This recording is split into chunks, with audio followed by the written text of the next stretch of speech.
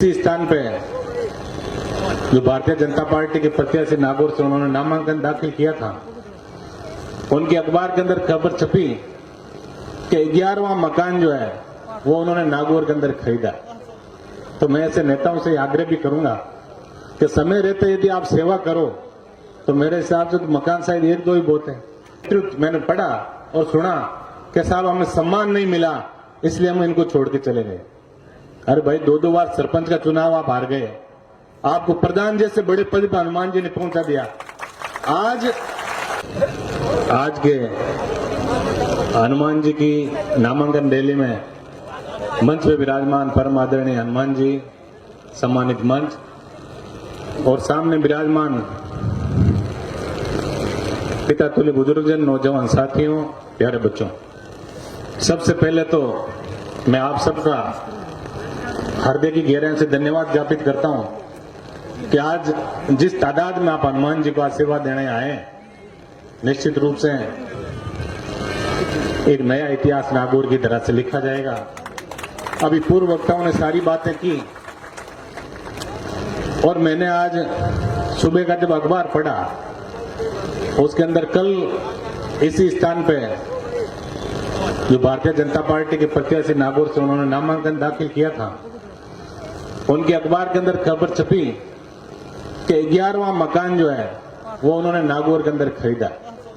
तो मैं ऐसे नेताओं से आग्रह भी करूंगा कि समय रहते यदि आप सेवा करो तो मेरे हिसाब से तो मकान शायद एक दो ही बहुत है, लेकिन क्या कमियां रही और 65 साल आपके परिवार ने राज किया, कभी किराए के कमरे का भी काम नहीं पड़ा।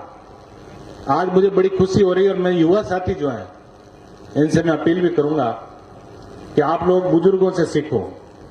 मैं सुबह 11:30-12 बजे जब यहाँ आया था तब से बुजुर्ग लगातार लंबे समय से अपने स्थान से हिले ही नहीं है, एक एक बात को बहुत तल्लीनता से ये बात सुन रहे हैं। तो मैं युवा साथियों से निवेदन भी करूंगा, सोशल मीडिया का जमाना है, हमें सिर्फ और सिर्फ कुछ भाषण देने वाले नेताओं को भी मैं सुन रहा था मन से, अपने को सिर्फ और सिर्फ बोतल के चुनाव चिन्ह का हम लोगों को ध्यान रखना है।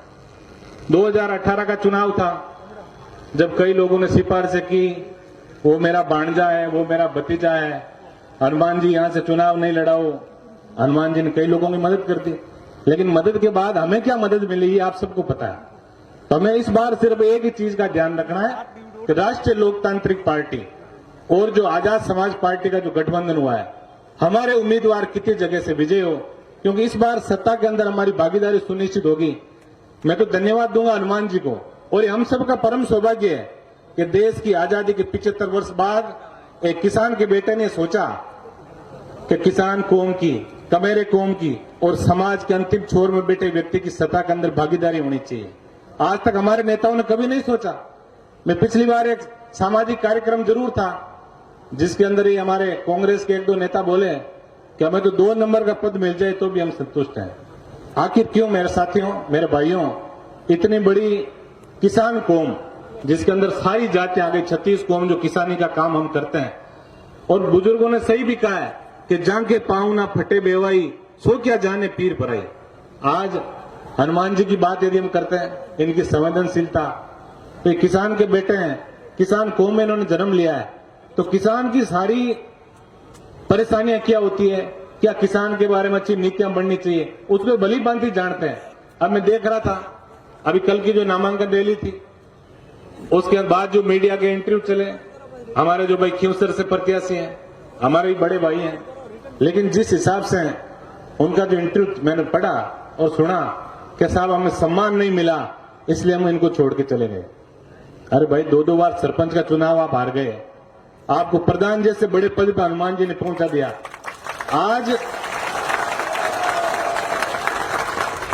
मैं तो आपसे भी इतना निवेदन कर सकता हूं और भी निवेदन मैं करूंगा कि भाई हनुमान जी बेनीवाल जैसे व्यक्ति को आपको छोड़ना नहीं है।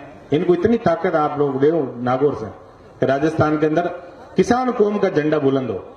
नेता अक्सर क्या करते हैं अपने परिवार का, आज विधानसभा के अंदर भी जब एमएलए हमारे साथ बैठते हैं लोबियों के अंदर और जब पूछते हैं तो ये बताते हैं 2 बच्चे हैं साहब, एक अमेरिका पढ़ रहा है, एक लंदन पढ़ रहा है, इतनी फैक्ट्रियां हैं, 4 फैक्ट्रियों का और काम चल रहा है। ये वो नेता है हनुमान बेनीवाल जो रात और दिन आपके स्वाभिमान की बात करता है। इसलिए इनके भविष्य का सोच के और आपको पूरा पूरा आशीर्वाद इनको देना है। मैं धन्यवाद इस चीज का दूंगा कि अभी हम जयपुर के अंदर पिछले 1-1.5 महीने से जो टिकटों के बांटने का कार्यक्रम चल रहा है और ये परम सौभाग्य है किसान कौम के बच्चों का कि आज किसान के बेटे राजस्थान के अंदर सब लोगों को पूछ के और सबकी राय जान के और टिकट दे रहे हैं। आज आप मंच पे देखिए सर्व समाज के जो व्यक्ति बैठे हैं, उधर हमारे सत्यनारायण जी बिश्नोई बैठे हैं, मेघवाल समाज से आने वाले BL भाटी जी बैठे हैं, इधर हमारे बाबूलाल जी कुलदीप जो रेगर समाज से आते हैं सुजानगढ़ बैठे हैं।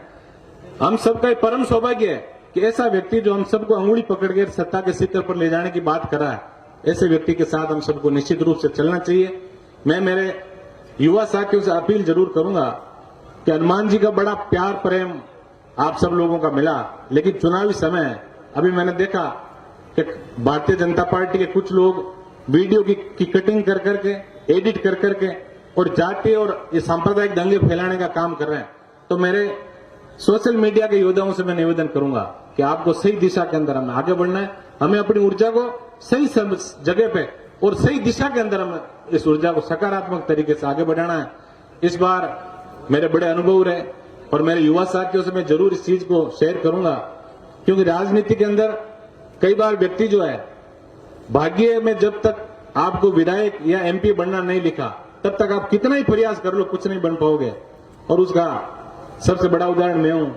मैंने कभी सपने में नहीं सोचा कैसे एकदम MLA बन जाऊंगा और लोगों का आशीर्वाद हुआ और MLA बन गया। इस बार टिकटों का जब कार्यक्रम चल रहा था तो मैं सबसे ज्यादा धन्यवाद हमारे सीताराम जी नाइक और सत्ताराम जी देवासी को दूंगा। मैं युवा साथियों से अपील जरूर करूंगा, इनकी कार्य प्रणाली को आप लोग समझिए। इनको इस बार भाई साहब ने कहा सीताराम जी आप बताइए सुजानगढ़ से हमारे जीत के समीकरण कैसे बैठे।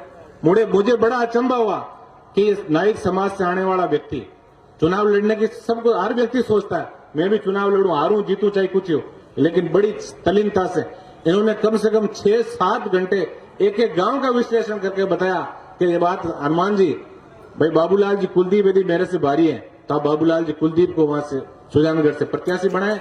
मेरे को जहां संगठन में आवश्यकता हो मैं संगठन में काम करूंगा, मेरी जहां आवश्यकता हो और आपको लगे कि सीट जीता हुआ है वहां सीताराम नाइक को आप उम्मीदवार बनाओ।